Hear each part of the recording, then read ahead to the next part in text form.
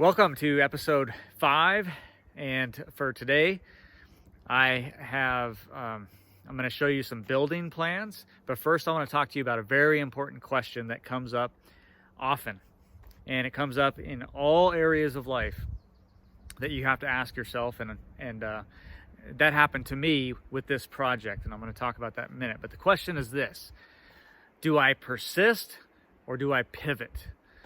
Okay, if we're talking about any area of life, we're talking about projects, we're talking about strategy in business, whatever the case, do we persist or do we pivot? It is a great question to ask at regular intervals. And I was forced to address that with this project, with the cold climate greenhouse. And I was really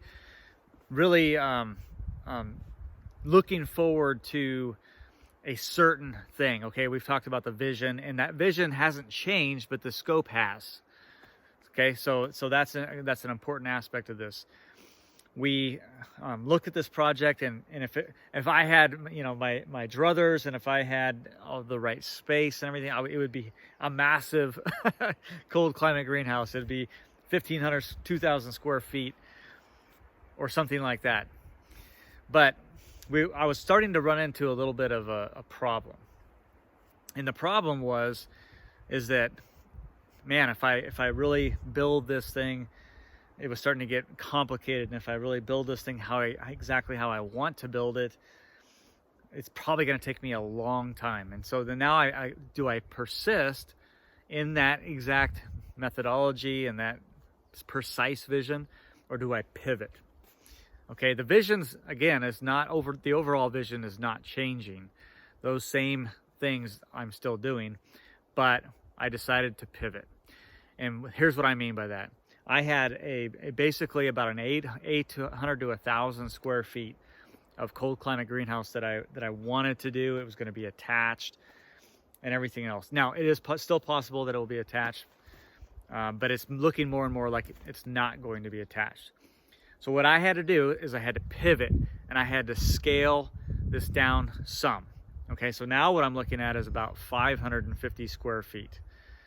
Okay, so I bought building plans, actually 540 square feet, that were smaller, and that were, but they're very good. Okay, it's a smaller space. It's 12 by 24, right thereabouts. And which is smaller than what I originally planned, but I think it's actually going to work out better for the space and for the timeline, for the scope of the project, for my ability to complete the project.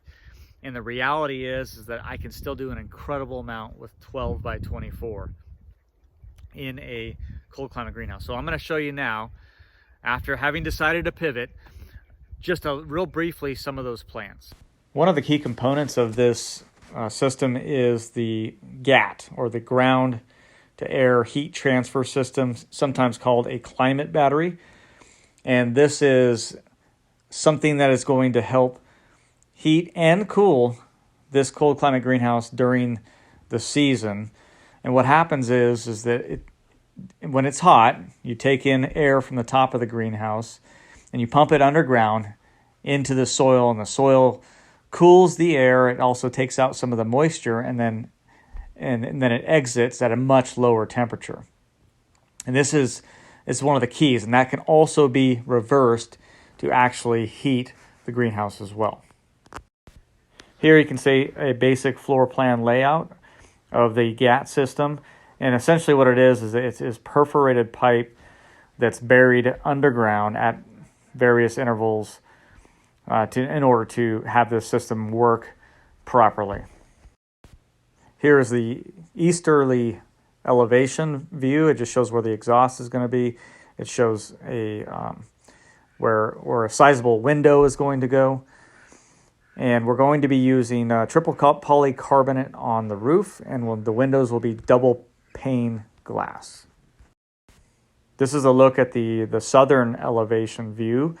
And what I wanted to point out here real quick is that you have all this glass up front, but you can see, still the structure is well insulated, and is certainly not all glazing by any means. In fact, the whole north wall and the west wall are going to be completely insulated.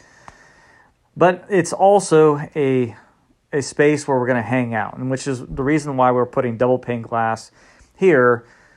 And so it's a space, it's an outdoor space, really, and it's a space that we're going to be able to spend time in and enjoy while growing plants and growing food for ourselves and generating a stream of income.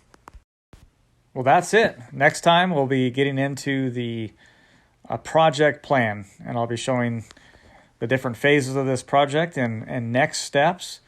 And finally, I'll put a link to the greenhouse or the book that inspired this and the company where I got the plans. And we'll see you next time.